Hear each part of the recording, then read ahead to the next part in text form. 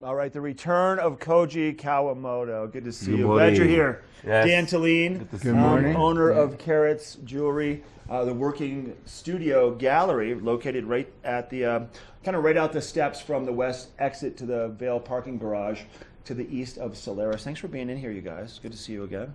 Dan, always to be see here. you. Koji, welcome here. back. Thank you. I will let you introduce you to Koji and let you know what his background is. I'm just going to show you his background right here.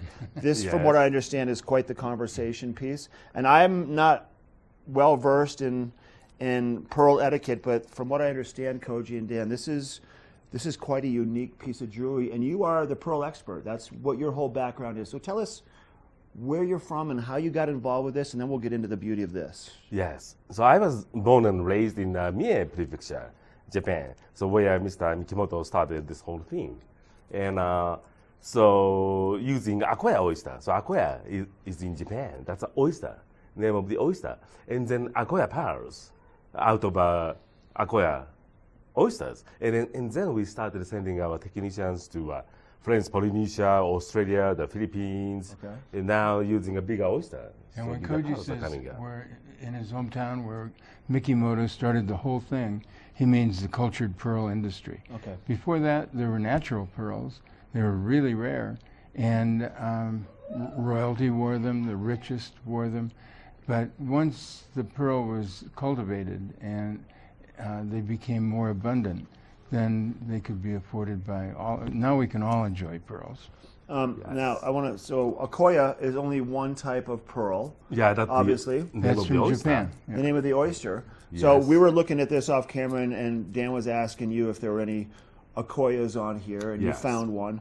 But there's a little bit of everything, and this is just a small example, like what people are going to find between the freshwater pearls, the saltwater pearls, and the different locations where they come from will dictate the shape, the size, and the color. Yes. Is that right? Yeah, that's right. And this is a mixture of kind of everything. Everything, yep. Yeah, so and 72 inches. Yeah. 6 feet.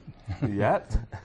So you can loop it around a couple different times. It really is beautiful, and the weight of it is. I had no idea that there was this much weight into pearls. Yeah. Okay, so you have a way, Koji, of just determining through the presence of somebody that comes into the store. Yes. Not just necessarily about how they look or the color of their hair, but the aura that they give off. You can kind of gravitate towards maybe a specific pearl or a specific color, right? Yeah. So atmosphere Yeah. is very important. Yeah. So judging from atmosphere, of course, skin tone and color of your hair, right? So everything, and something clicks in my head. Yeah.